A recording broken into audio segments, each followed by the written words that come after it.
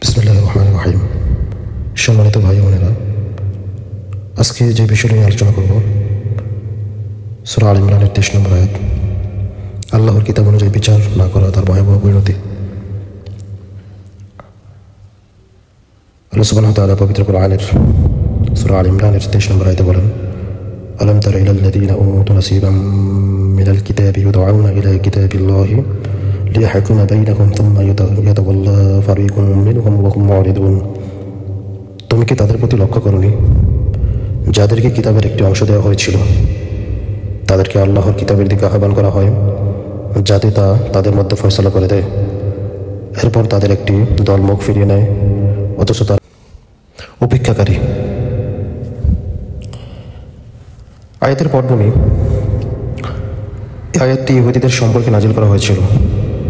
তারা নিজেদেরকে কিতাবের অনুসারী দাবি করত, কিন্তু যখন আল্লাহর কিতাব তাওরাত ও পরবর্তীতে কোরআন অনুযায়ী ফয়সালার কথা বলা হতো, তখন তারা সেটি মানতে অস্বীকার করত। ইবনে কাসির রাহিমাহুল্লাহ বলেন, তারা নিজের স্বার্থে আল্লাহর বিধান মানতে অস্বীকার করত। তারা কিতাবকে নিজেদের ইচ্ছামতো ব্যবহার করত। আল্লাহর কিতাব অনুযায়ী বিচার করা ফরজ। মুসলিম সমাজে যে কোনো বিষয় সিদ্ধান্ত গ্রহণের সময় কোরআন সুন্নাহকে মাপকাঠি হিসেবে গ্রহণ করতে হবে। আল্লাহর বিধান অস্বীকার করা কুফরির লক্ষণ।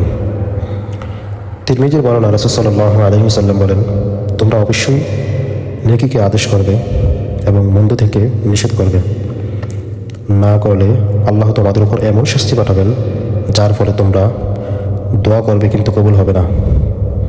বুখারীর বর্ণনায় রাসূল সাল্লাল্লাহু আলাইহি ওয়াসাল্লাম বলেন, একবার এক ইহুদি ও ইহুদি নারীর ব্যভিচার সম্পর্কে তাওরাত অনুযায়ী রজমের পাথর নিক্ষেপ করা হলো। এ থেকে প্রমাণ করে যে নবী সাল্লাল্লাহু আলাইহি ওয়াসাল্লাম অন্যান্য কিতাবের প্রকৃত নির্দেশ থাকলে সেটি অনুসরণ করতে হবে এবং করতেন। আল্লাহ সুবহানাহু ওয়া তাআলা সূরা আল-মাঈদার ৪৬ নম্বর আয়াতে বলেন, ওয়ামান লাম ইয়াহকুম বিমা আনজালাল্লাহু ফাউলাইকা হুমুল কাফিরুন। এই আয়াত স্পষ্ট করে যে যারা আল্লাহর কিতাব অস্বীকার করে, তা উপেক্ষা করে, তারা প্রকৃত কাফিরদের দলভুক্ত। সূরা বাকারার ৮৫ নম্বর আয়াতে আল্লাহ সুবহানাহু ওয়া তাআলা বলেন, তোমরা কি কিতাবের কিছু অংশ বিশ্বাস করো আর কিছু অংশ অস্বীকার করো? এই আয়াতের মাধ্যমে বোঝা যায় ইহুদিরা কিতাবের সুবিধাজনক অংশ মানত আর অসুবিধাজনক অংশ অস্বীকার করত, যেমন ৩০ নম্বর আয়াতে উল্লেখ করা হয়েছে। সহিহ মুসলিমের বর্ণনা, রাসূল সাল্লাল্লাহু আলাইহি ওয়াসাল্লাম বলেন, যে ব্যক্তি কোরআন জানে অথচ তা অনুযায়ী বিচার করে না, সে জান্নাতে প্রবেশ করবে না। বুখারীর বর্ণনায় আব্দুল্লাহ ইবনে আব্বাস রাদিয়াল্লাহু তাআলা থেকে বর্ণিত, তিনি বলেন, ইহুদিরা যখন আল্লাহর রায় মানতে অপারগতা প্রকাশ করত, তখন আল্লাহ তাদের উপর লাঞ্ছনা অবধারিত করে দেন। মুসনাদে আহমদের বর্ণনায় রাসূল সাল্লাল্লাহু আলাইহি ওয়াসাল্লাম বলেন, আমার উম্মতের কিছু লোকও ইহুদিদের পথ অনুসরণ করবে। এক এক করে তারা যেমন আল্লাহর কিতাব বিকৃতি করেছিল, তেমনি কিছু মুসলিমও তাদের কিতাবের প্রতি উদাসীন হবে। কোরআনের সাথে বিমুখতা হচ্ছে মহা অপরাধ। আল্লাহর বিধান না মানা কুফর, জুলুম ও ফাসিকির কারণ হয়। সূরা মাঈদার ৪৪, ৪৫, ৪৭ নম্বর আয়াতগুলোতে বলা হয়েছে, যারা আল্লাহর বিধান না মানে তারা কাফির, জালিম ও ফাসিক।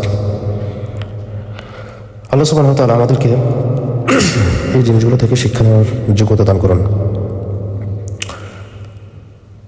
আমরা আমাদের সুবিধা মতো যদি কোরআনের কিছু অংশ মানলাম, কিছু অংশ ছেড়ে দিলাম, আমাদের বিপক্ষে যদি কোনো আয়াত চলে যায়, তাহলে আমরা সেটাকে প্রত্যাখ্যান করলাম ডাইরেক্টলি ইনডাইরেক্টলি, তাহলে অবশ্যই আমাদের উপর এই জিনিসগুলো বাতলাবে। আমরা ফাসিক, কাফের এবং মুনাফিকদের অন্তর্ভুক্ত হয়ে যাব। আল্লাহ তাআলা আমাদেরকে এই সমস্ত জুলুম থেকে এবং নিজেকে হেফাজত করার যোগ্যতা দান করুন। আল্লাহুম্মা আমিন।